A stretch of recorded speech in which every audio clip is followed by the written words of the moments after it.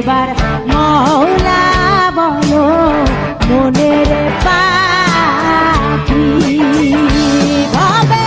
কেউ কারো নয় দুঃখের দুঃখী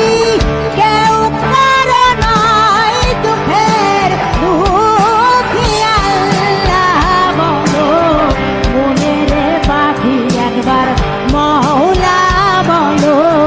মনের পাখি ভুলো না রে ভব